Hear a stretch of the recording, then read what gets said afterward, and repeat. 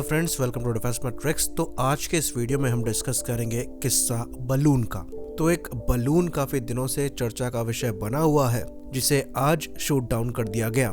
तो ये बलून क्या है, इसको कैसे शूट डाउन किया गया और इस पर चर्चा इतनी क्यों हो रही है, इस चीज को हम इस वीडियो में समझने की कोशिश करेंगे। तो यूनाइटेड स्टेट्स द्वारा एक चाइनीज स्पाई बलून को काफी दिनों से फॉलो किया जा रहा था, जो कि नॉर्दर्न अमेरिका के ऊपर फ्लाई कर रहा था और यूएस स्टेट मोंटाना के ऊपर इसको क्लियरली नोटिस किया गया। और इस न्यूज के पब्लिक में आने के बाद से ऑफिशियल स्टेटमेंट्स दिए गए यूएस की साइड से और उसके बाद चाइना की साइड से।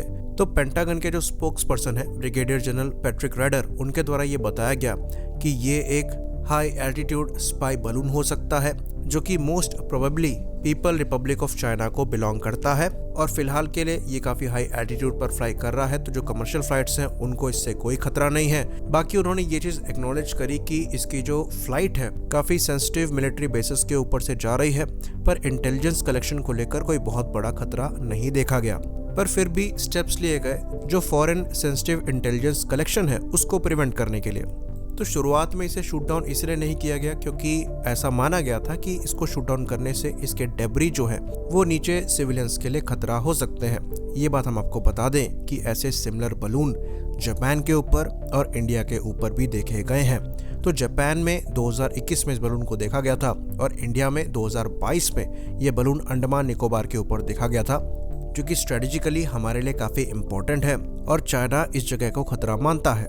तो चाइना द्वारा भी इस चीज को लेकर स्टेटमेंट दिया गया जहां पर उन्होंने ये एक्नॉलेज किया कि ये बलून एक्चुअली चाइना को बिलोंग करता है, लेकिन ये मिलिट्री बलून नहीं है, ये एक प्राइवेट बलून है जो कि रिसर्च पर्पस के लिए यूज किया जाता है और ये मीटियोरोलॉजिकल पर्पस के लिए यूज किया जाता है। तो इसमें लिमिटेड स्टीयरिंग कैपेबिलिटी है, इसीलिए ये अपना रास्ता भटक गया, जिसको हम रिग्रेट करते हैं।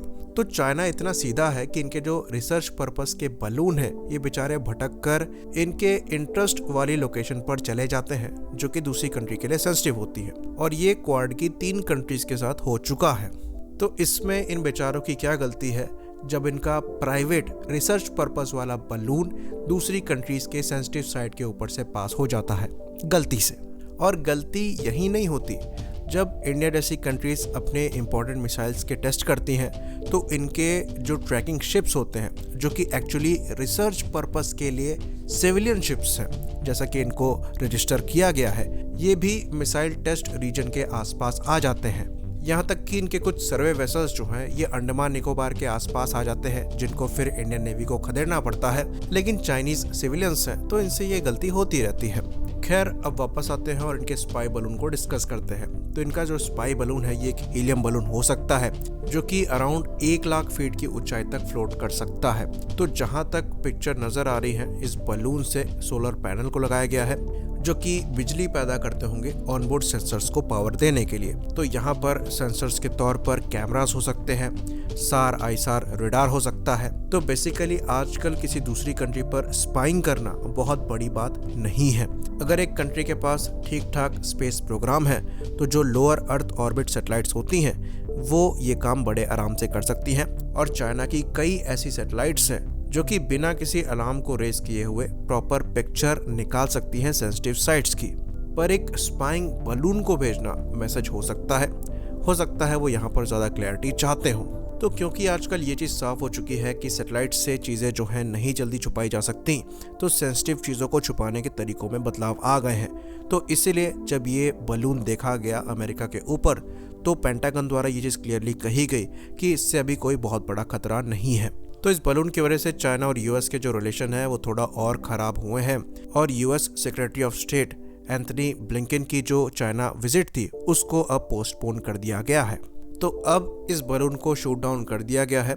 4 तारीख को F-22 रैप्टर को यूज करते हुए इन बलून्स को साउथ कैरोलिना के कोस्ट के पास शूट डाउन कर दिया गया, जिसका वीडियो निकलकर सामने आया है। तो अमेरिकन टाइम के हिसाब से करीबन 2:39 पर इस बलून को शूट किया गया, जिसमें एक F-22 रैप्टर द्वारा AIM-9X मिसाइल फायर करी गई। ये मिसाइल हीट सीकिंग मिसाइल है, तो इसने डायरेक्टली जाकर सोलर पैनल को टारगेट किया और बलून नीचे आ गया। तो यहाँ पर सबसे ज़्यादा इम्प्रेसिव चीज़ क्या है वो ये है कि ये बलून कम से कम 60,000 फीट की ऊंचाई पर होगा, जो कि बहुत ज़्यादा ऊंचाई होती है और ज़्यादातर फाइटर्स जो हैं इतने एल्टीट्यूड पर फ्लाई नहीं करते। आजकल के जो फाइटर्स हैं उनकी मैक्सिमम सर्विस सेलिंग 50,000 फीट के अराउंड की होती है। इवन LCA तेजस की जो सर्विस सेलिंग है ये मैक्सिमम 53,000 फीट की बताई जाती है।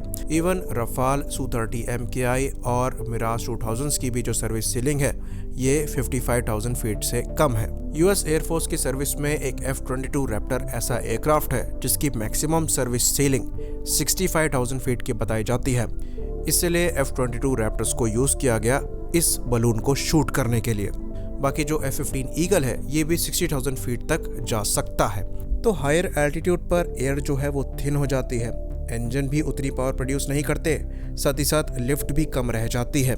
इसलिए एक सर्विस सीलिंग एयरक्राफ्ट की आ जाती है और एक फाइटर एयरक्राफ्ट का 60 से 65,000 फीट पर जाना बहुत ही ज़्यादा इम्प्रेसिव है।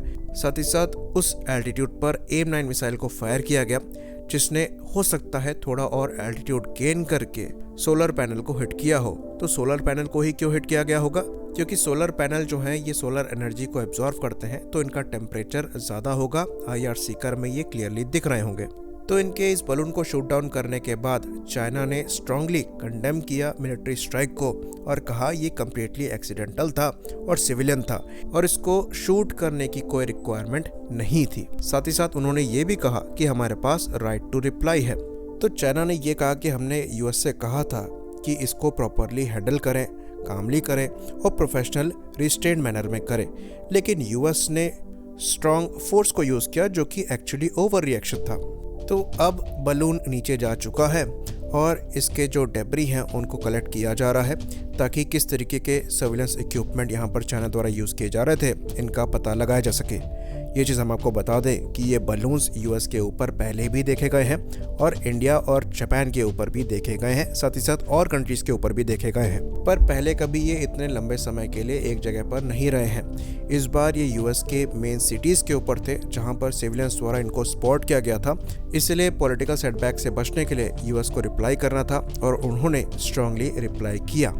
लेकिन अब चाइना बैकफुट पर है, इसलिए उनके द्वारा ये कहा जा रहा है कि हमारे पास राइट टू रिप्लाई है। तो ये पहले चोरी फिर सीना जोरी वाली बात हो जाएगी। तो ये जो बलून किल है ये F-22 रैप्टर का पहला किल माना जाता है जो कि बहुत इम्प्रेसिव नहीं है, पर ऐसे सिनेरियोस में किया गया कि ये काम खाली F-22 रैप्टर द्वारा ही किया जा सकता था। तो ये फिर भी एक अचीवमेंट है। आई होप इन्फॉर्मेशन यहाँ पर क्लियर रही हो। इसी बात पर हम इस वीडियो को भी ख़त्म करेंगे। लाइक करिए, सब्सक्राइब करिए। जय हिंद।